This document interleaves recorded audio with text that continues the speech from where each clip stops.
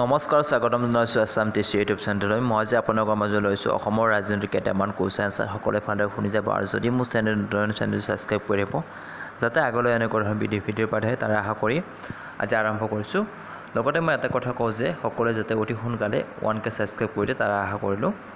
Question number 21, অসমত দ্বিতীয়বাৰৰ বাবে ৰাষ্ট্ৰপতিৰ শাসন কেতিয়া বলবৎ হৈছিল? উত্তৰটো হ'ব 1990 চনত। 22, একেৰাহে তৃতীয়বাৰৰ বাবে নিৰ্বাচিত চৰকাৰৰ অসমৰ মুখ্যমন্ত্ৰীগৰাকী কোন? উত্তৰ হ'ব তৰুণ গগৈ।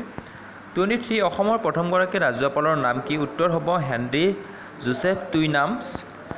24, 1929 চনত ব্যৱস্থাপক সভালৈ নিৰ্বাচিত হৈ মন্ত্ৰিত্ব পদ লাভ কৰা অসমীয়া ব্যক্তিগৰাকী কোন? উত্তৰ হ'ব কনকলাল বৰুৱা। 25, অসমৰ কোনগৰাকী ব্যক্তিয়ে প্ৰথমগৰাকী ৰাজ্যপাল ৰূপে তামিলনাডুত 1958 চনত কাৰ্যনিৰ্বাহ কৰিছিল? উত্তৰটো হ'ব বিষ্ণুৰাম মেধি।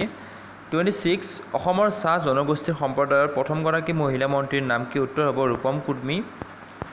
27, অসমৰ প্ৰথম মন্ত্ৰীসভাৰ সদস্য কোন আছিল? উত্তৰ হ'ব সুৰেন বুঢ়াগোহাঁইজী। 28, অসমৰ প্ৰথম উচ্চ ন্যায়ালয় গুৱাহাটী হাইকোৰ্টৰ কিমান চনত স্থাপিত হৈছিল? উত্তৰ হ'ব 1948 চনত। 29, অসমৰ উচ্চতম ন্যায়ালয়ৰ প্ৰথম অসমীয়া ন্যায়াধীশজন কোন আছিল? উত্তৰ হ'ব পাৰ্বতী কুমাৰ গোস্বামী। 30, অসমৰ মহিলা স্বাধীনতা সংগ্ৰামীসকলৰ আগৰনুৱা আৰু কাৰাবৰণ কৰা প্ৰথম গৰাকী মহিলা কোন? উত্তৰ হ'ব চন্দ্ৰপ্ৰভা শইকীয়ানী।